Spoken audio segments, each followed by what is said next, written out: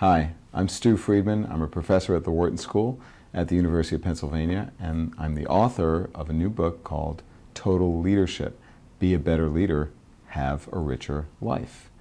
And this book, which is written for anyone at any organizational level, any career stage, takes you through a method that I've developed in a step-by-step form to enable you to better integrate the different parts of your life in a way that improves performance in all the different parts. And those parts are work or career, home or family, community or society, that's friends, neighbors, social groups, political action groups, religious groups, the earth, whatever.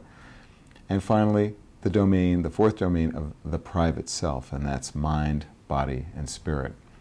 So the idea is to integrate the different pieces in a way that improves performance in all of them. And in order to do that, it takes leadership. The book, Total Leadership, tells the story of a course that I've been teaching at the Wharton School and in companies and communities throughout the United States and in Europe for about 10 years. And it illustrates the method of total leadership with examples from real people creating real change and improving performance in all the different domains of their lives, the different parts of their lives. And those are four: work or career, home or family, community or society, meaning friends, neighbors, social groups, religious groups, etc. And then the fourth domain of the private self, which is mind, body, and spirit. So the book takes you through a series of exercises, step by step, that enables you to improve performance in all the different parts of life by integrating them better, more intelligently. And here's how it works. There are three main pieces. The first is to be real, to act with authenticity by clarifying what really matters to you. The second part is be whole. Recognize and respect the whole person and act with a greater sense of integrity, bringing the pieces together into a coherent, integral whole. And the third, the fun part, most fun part, is be innovative. Act with creativity by experimenting with how things get done. So in the book, I coach you in how to bring these three principles to life in your real situation at work, at home, in the community, and for yourself. And this goes for you whether you are a student or whatever your career or work situation is, whatever your home or family situation is, and same for your community interests and however you think about the domain of the private self and what's important to you. Again, the primary purpose is to improve performance in all four domains of life by integrating them in a more intelligent way. That means thinking about the relationship among the four domains as mutually enriching, which is different than how most people think about it. Most people think about balance. I think balance is dumb. A better way to think about the relationship among the different parts of life is not so much two scales or a scale trying to create a kind of perfect equilibrium, but rather a jazz quartet where you have the bass, you have the drums, you have piano, and then you have a horn. And each one of those different elements contributes not to balance so much as to harmony. So at different phases of life, or even at different phases of a day or a week or a month, the different instruments are playing a different role in making that music. And there's improvisation around a theme.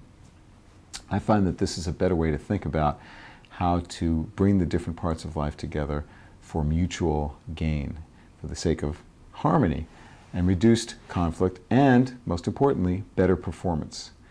To make that happen, to improve performance in all domains of life, requires leadership. So, total, whole person, leadership, creating sustainable change, mobilizing people towards valued goals.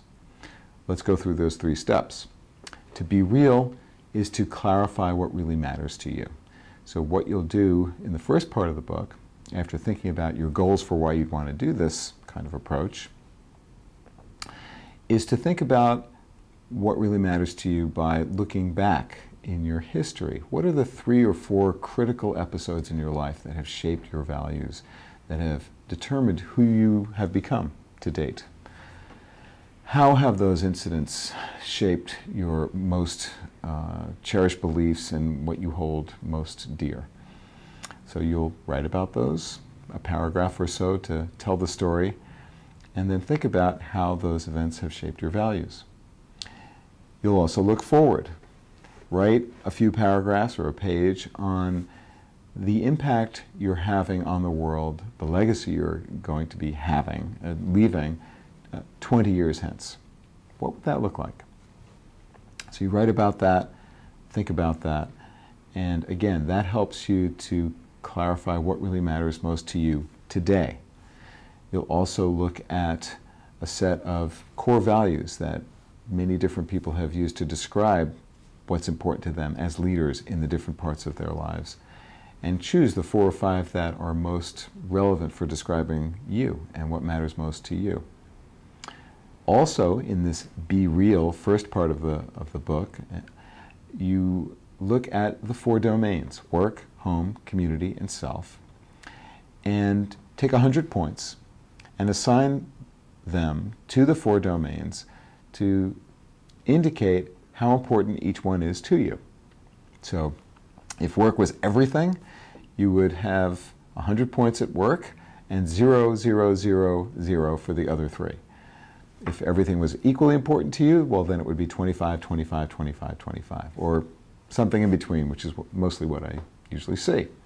So that's the first part in the 4-way view that I'll ask you to take. The second part is to look at the focus of your time and attention in a typical week.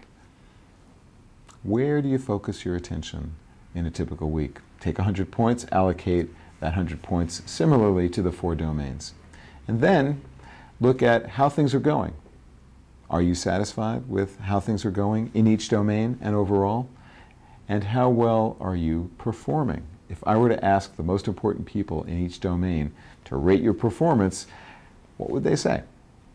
So those are a series of exercises, and there are a couple more, that help you to get clearer about what matters most to you. That's the foundation, being real. I'll also ask you to share what you've just written and some questions that'll help you to make the most meaning from what you've just written. Share it with people you trust, a couple of other people who would be ideally doing the same thing. So my recommendation to you would be to form a kind of mini reading group where you're doing this work along with a couple of other people and you're sharing your observations and coaching each other. And I give you guidance on how to do that in the book and throughout it, including an appendix which tells you how to create your own coaching network and how to make the most use of it. So you've done some introspection and some conversation about what really matters. The second part then, Be Whole, comes to life in this way. Imagine the most important people in your life at work. Who are they? Who are those people? The people that I call your key stakeholders, the people who have a stake in your future at work and then in your home or family.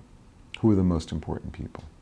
And then in the community, who are the most important people and what are their expectations of you? So at work, at home, and in the community, who are the most important people, your key stakeholders, and what are their performance expectations of you? And then for yourself, emotional health, physical health, spiritual growth and development, and relaxation, what expectations do you have for yourself? Think about that, sketch out your responses to what are those performance expectations of key stakeholders, and then flip it around. What are the expectations you have of those stakeholders? So this idea of being whole and seeing how the different pieces fit together as an integral whole, a coherent piece, comes to life in the real people in your real world in terms of their expectations of you and yours of them. And what happens when you start to look at who those people are and what their expectations are of you is that you begin to see ways in which they affect one another. You start to see your life as a set of interdependent domains, how they affect each other. So how does my performance as a father affect my performance as a manager, as a friend or citizen? My physical health, my emotional health. How do those pieces affect one another? Where is there conflict? And where is there compatibility? Where am I making music and where is it just chaos? You're starting to think about opportunities for improving things to make greater harmony and improve performance in each of the different domains by integrating them better, by reducing those areas of conflict and enhancing the ways in which the domains are mutually reinforcing or compatible. Then you talk to those people. You have dialogues with your key stakeholders. And this is the hardest part of the book and of the program that the book describes.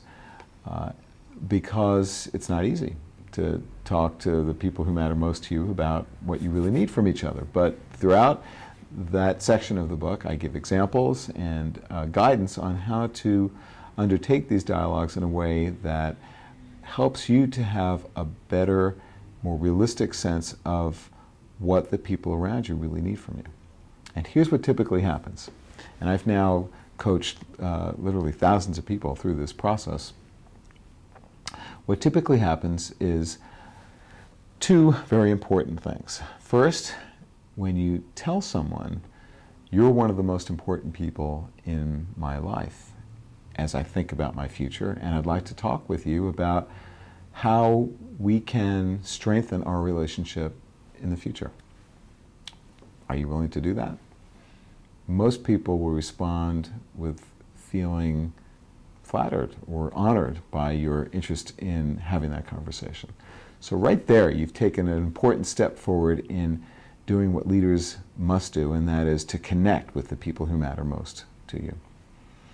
But more importantly, what you do in these conversations where you say, here's what I think you expect of me. Is this accurate?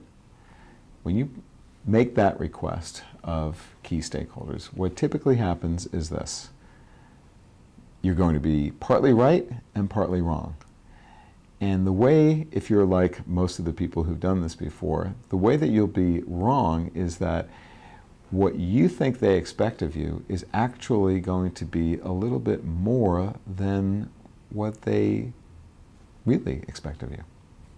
Let me say that again, because you might be skeptical about this. You might be thinking, well, Stu, you really don't know my boss, you really don't know my wife, you really don't know my friends, you really, etc.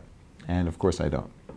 But what I do know is what I have seen many, many, many times, and that is that the expectations that we carry around in our heads are usually inflated. They're usually more than what other people really do need and want from us. So if you accept that assumption that I'm making, based on the evidence that I've seen, then what does that imply in terms of what you can do? What it implies is that you can change. You can make adjustments in how you focus your time and attention. You can change what you do to pursue the satisfaction of those expectations. And that leads to the third part, which is be innovative, creatively experimenting with how things get done. And that's the fun part, where you try out experiments that are designed to produce what I call a four-way win. What they always produce is new knowledge about how to lead sustainable change, because you set up experiments that are designed to make things better, not just for you, but for all the key people in your life. And that's what makes them sustainable, and that's what makes the value of this exercise so important in terms of improving your leadership skill. Leadership is something like any other performing art or sport, is something that you can always get better at. If you think about your favorite athlete or musician and wonder about whether they're ever satisfied with being as good as they can possibly be, I can assure you that the great ones aren't. They're always learning. Same for leadership. It requires practice and dedication and continually improving your capacity. You can never be too good a tennis player or golfer or baseball player or saxophonist or a piano player. You can always be better. So that's one important point about learning leadership. And the other is that leadership is something for everyone. It's not just something that executives have or that managers have or that supervisors have.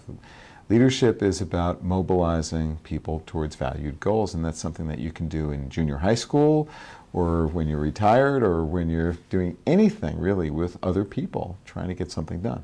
The most powerful results have been in the area of, or the domain of the self. People feel less stress, more purposeful, a greater sense of resilience and optimism about creating change in the future. It does take some time and effort to do it, but most people tell me that they find it's not only useful and fruitful, but fun, even if a bit challenging. So I hope that you do take up that challenge, and you can find out more about how to order the book and also find other useful resources and tools, including videos of me speaking about it in more detail, as well as hearing from alumni or people who've gone through the program, and some conversations that I've had with some really interesting people talking about leadership and life and how to integrate them. You can find all that and more at totalleadership.org. You can also order this book right here at montaggio.com.